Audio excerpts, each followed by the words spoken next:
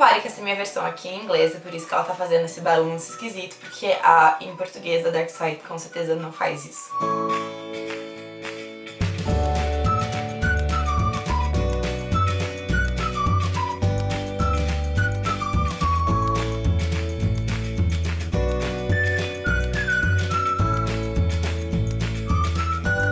Oi gente, aqui é a Bruna e hoje eu vim mostrar pra vocês os livros que eu li nos últimos tempos, porque faz um tempo que eu não faço vídeos aqui. Basicamente, com toda a correria de ano novo, eu não consegui fazer um vídeo do que eu tinha lido em dezembro. Na verdade eu fiz, eu gravei, ele ficou bem ok. Eu desisti de editar ele porque eu não tinha gostado muito dele e eu resolvi gravar um então com todos os livros que eu li em dezembro e com todos os livros que eu li em janeiro. Como eles não foram muitos, eu achei que ficaria um tamanho aceitável de um vídeo pra colocar por aqui por enquanto. O primeiro livro que eu li em dezembro foi um livro pra fechar uma série, que foi o The Beauty of Darkness, que é o livro 3 das Crônicas de Amor e Ódio da Mary E. Pearson. Pra quem ainda não sabe, esse aqui é um livro de fantasia, esse aqui é o terceiro e último livro. Eu acabei lendo todos os livros da série no final do ano passado. Eu amo muito essa série e eu acho que essa série é provavelmente a minha favorita no mundo inteiro. Eu gostei muito do desfecho, eu tinha muito medo deles fecharem esse livro de uma forma que eu não fosse gostar, que fosse um pouco desapontante. E eu me apaixonei cada vez mais pelos personagens. Eu achei que foi exatamente o desfecho que eu queria ter visto nesse livro. O que raramente acontece, né?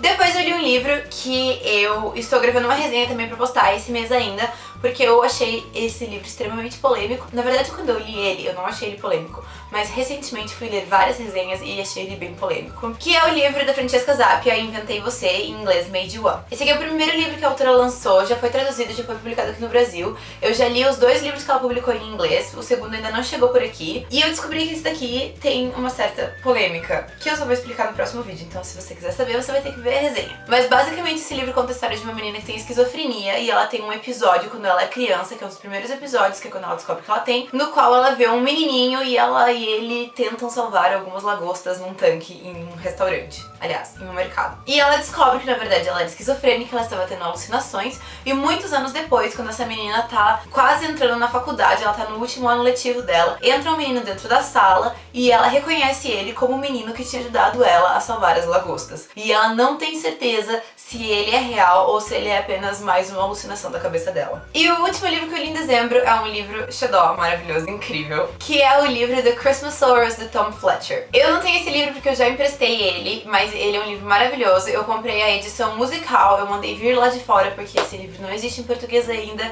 e a edição musical só tinha pra vender no Reino Unido, então foi sim um trabalho, mas eu fiz sim porque eu queria muito. E ele conta a história de um dinossauro que sobreviveu a toda a explosão há muitos e muitos anos porque o ovo dele ficou congelado lá no Polo Norte. E o que acontece é que hoje em dia lá no Polo Norte existe quem? O Papai Noel e os elfos do Papai Noel. E eles estão escavando o Polo Norte quando eles encontram esse ovo e eles chocam o ovo e desse ovo nasce um dinossauro. Esse dinossauro vai ser chamado de Christmasaurus porque é o dinossauro do Natal, Christmasaurus. E ele vai viver muito feliz no Polo Norte, mas ele se sente muito sozinho porque ele sabe que ele é o único dinossauro que existe por ali e ele tem um pouquinho de problema em se encaixar nesse sentido. Ao mesmo tempo, a gente tem um outro personagem, que é um menino que mora na Inglaterra, que ele perdeu a mãe no acidente de carro quando ele era bem novinho e ele também perdeu o movimento das pernas, então ele anda numa cadeira de rodas. E da mesma forma que o dinossauro, ao mesmo tempo que ele também tem amigos, que ele também tem o pai dele, que ele ama muito, ele também não se sente parte dessa sociedade, ele não se sente representado, ele não se sente pertencido a nenhum lugar. E ele gosta muito de dinossauros, então quando chega o Natal, ele pede pro Papai Noel um dinossauro de presente. E dentro desse livro vão acontecer muitas loucuras, é um livro maravilhoso, com lições muito bonitinhas, tem música se você gosta de musical, se você gosta de McFly, você provavelmente vai gostar, as músicas que o Tom Fletcher escreveu pra esse livro são incríveis, maravilhosas, e ele é um sucesso pro Natal. Eu fiquei muito feliz que eu li ele no dia do Natal. O próximo livro eu li em janeiro. Foi o primeiro livro que eu li em janeiro, porque eu queria ver o filme que tinha acabado de lançar, e daí no final das contas eu li o livro e eu não vi o filme. Que é Assassinato no Expresso do Oriente, da Agatha Christie. E ele é bem fininho, se você já viu, e essa edição é super legal, justamente porque ela tem a capa do filme, mas se você não gosta muito dessas coisas, ele é só uma jacket, você pode tirar e ficar com a capa original, que combina com a coleção da Agatha Christie. E eu tenho que ser sincera que eu nunca tinha lido nada dela, mas como ela é basicamente a mãe do policial e do thriller. Eu sempre ouvi falar muito bem dela e eu sempre me senti como se eu não fizesse parte dessa sociedade por não gostar ou não ter conhecido a Agatha Christie, porque eu nunca tinha tido um contato com ela. E depois que eu li, eu fiquei muito pior, porque agora eu sinto que eu realmente não faço parte dessa sociedade, porque eu não gostei tanto assim da Agatha Christie. O livro foi sim extremamente rápido de ler. A ideia do Assassinato no Expresso do Oriente é incrível. Então na verdade você tem um trem que vai cruzar o Oriente e no meio de uma nevasca ele para e existe um assassinato e lá dentro tem um detetive, que é o grande detetive das séries da Agatha Christie, e ele vai tentar deduzir o que aconteceu dentro dos participantes, porque obviamente que quem matou essa pessoa é alguém que está dentro do trem nesse momento. Então, gente, que ideia boa! Você isola um monte de gente, não deixa nenhuma comunicação externa e você coloca um assassinato. É realmente incrível. Só que eu achei que no desenrolar do livro ela me perdeu um pouco, porque, em primeiro lugar, eu não achei tão interessante a forma como ela narra. Eu achei ela seca demais. E, em segundo lugar, eu não achei as deduções do detetive lógicas. Por exemplo, como que eu vou comparar isso?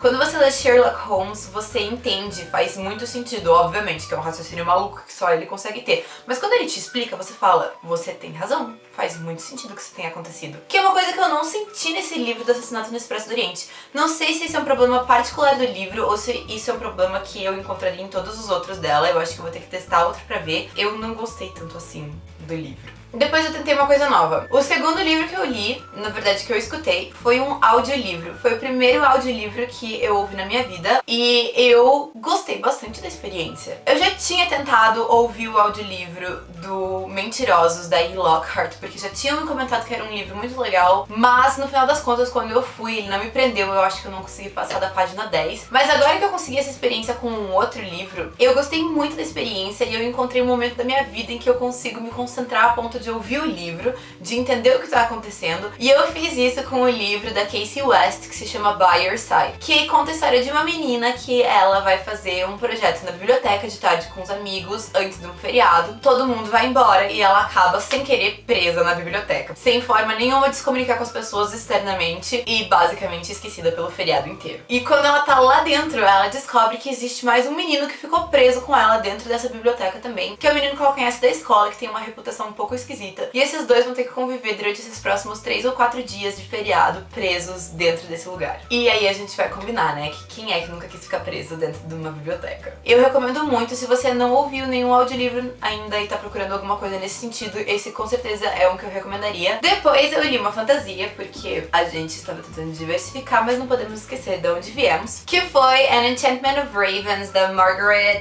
Rogerson. Eu sempre quero falar Margaret Atwood e não é ela. Esse livro é um lançamento, foi lançado lá fora recentemente, é uma fantasia, é um livro único, não vai ter continuação, pelo menos a gente espera que não tem porque tem continuação. E ele é super fininho, então foi uma leitura ótima pra janeiro. Ele conta a história de uma menina que se chama Isobel e ela mora em um mundo onde existem humanos e fadas. As fadas dominam o mundo porque, obviamente, elas são extremamente mais poderosas, são aquelas fadas que a gente já conhece de várias outras mitologias, elas não necessariamente são boazinhas, só que elas dependem dos humanos, porque os humanos são as pessoas que cozinham, são as pessoas que fazem arte, são as pessoas que constroem, então as fadas não têm o poder disso, elas apenas usufruem dos humanos e desses serviços dos humanos. E a Isobel é uma pintora extremamente famosa porque ela é muito boa no que ela faz. E ela é recomendada pra essa fada que se chama Rook, que é o príncipe da terra do outono. E ele vai lá pra ter o retrato dele feito por ela. E enquanto ela tá pintando esse retrato do Rook, ela percebe que, na verdade, apesar de ele ser uma criatura extremamente imortal e sobre-humana, ela sente sim uma emoção humana dentro dos olhos dele. E quando ela pinta tristeza nos olhos do Rook. E isso vai dar um maior problema no mundo, porque fadas não são permitidas, elas não podem ter esse tipo de fraqueza. Então a Isobel vai a um julgamento por ter pintado tristeza nos olhos desse fada. Depois eu li o que eu acho que foi o meu livro favorito de janeiro, que foi When Dimple Met Rishi, da Sandia Menon. Esse aqui ainda não lançou aqui, mas esse é um livro que eu espero muito que lance, porque ele é um contemporâneo muito legal. Basicamente, a gente tem esses dois personagens, que é a Dimple e o Rishi, e os dois são descendentes de indianos. Eles moram nos Estados Unidos e os dois vêm de famílias extremamente tradicionais, e eles vão mostrar pra gente os dois lados dessa cultura. A Dimple é uma menina que ela não tem nenhum dos costumes tradicionais, ela não gosta desse negócio de ter que se vestir exatamente igual os indianos, ela não gosta da maquiagem, não gosta do corte de cabelo que eles têm, e ela é super contra os padrões de casamento que são impostos por essa cultura. E ela gosta muito de desenvolvimento de web, e ela acabou de passar num curso na universidade pra cursar isso, e ela implora, pelo amor de Deus, pros pais dela deixarem ela ir, e ela sabe que no fundo os pais dela não vão deixar, porque a mãe dela tem esse sonho de que a Dimple conheça o homem perfeito indiano pra casar,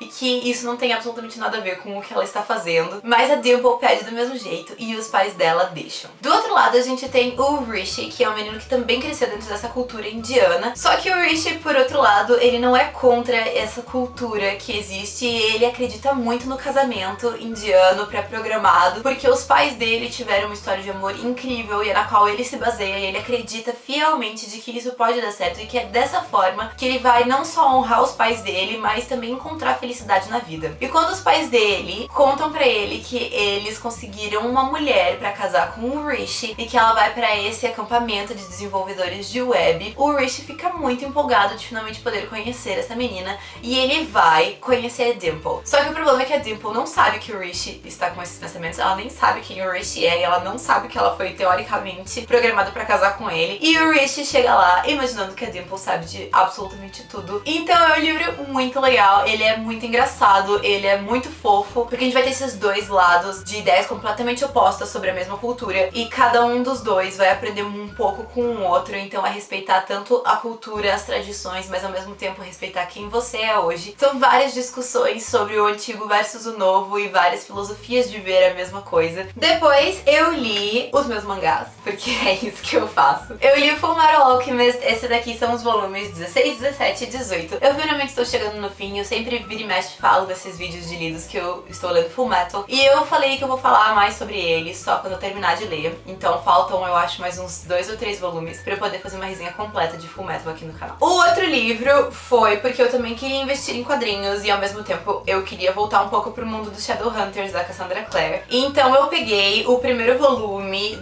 das Peças Infernais em quadrinho, que é O Anjo Mecânico. Eu já li essa série inteira e eu queria ler o quadrinho pra ver como tinha ficado a adaptação. Eu não sei, alguma coisa nesse quadrinho me incomodou profundamente e eu não gostei dele. É difícil admitir isso, porque a história continua sendo a mesma e eu gosto muito dessa história. Eu não sei explicar o que foi, se eu li numa hora ruim, se não era pra eu gostar mesmo. Eu provavelmente vou terminar essa coleção, já que são só 3 livros e eu já li o primeiro, então faltam só os outros 2. Mas eu descobri que eu prefiro 1000 vezes ler os livros da Cassandra Clare do que usar esse formato de quadrinho. E pra fechar, eu queria de novo ler mais alguma coisa diferente e eu acabei lendo Outros Jeitos de Usar a Boca, da Rupi Kaur, que o original é Milk and Honey. Esse daqui é um livro de poemas e eu acho que de uma forma geral foi um livro que eu achei ok. Eu acho que eu acabei dando 3 de 5 estrelas pra ele. Eu achei que tem alguns poemas que foram incríveis, que mexeram muito comigo e que foram maravilhosos. Mas eu acho que de uma forma geral eu gostei um pouco menos, porque eu senti que ela trabalha muito mais aquelas frases que a gente usa na vida, então poemas que vão virar quotes e que vão ser escritos em camisetas ou que vão ser colocadas em legendas. Acho que eu gosto de poesias maiores, mas isso é obviamente uma coisa extremamente pessoal, você pode ter amado, mas quando a página é assim e eu tenho só 4 linhas de um lado e 2 do outro, eu li isso aqui em uma sentada e ele não necessariamente mexeu tanto comigo quanto eu gostaria que ele tivesse mexido. Então é isso, essas foram todas as leituras que eu fiz em dezembro e em janeiro. Eu espero que vocês tenham gostado, eu estou tentando diversificar um monte pra trazer um pouco de conteúdo diferente pra vocês, pra gente não ficar sempre na fantasia jovem adulto, que é basicamente o que eu leio o tempo inteiro. Se vocês gostaram de alguns desses livros, se vocês quiserem comprar, adquirir, eu vou deixar o link da Amazon de todos eles aqui embaixo. Se você comprar pelos meus links, você ajuda o canal a crescer. E eu vejo vocês então no próximo vídeo.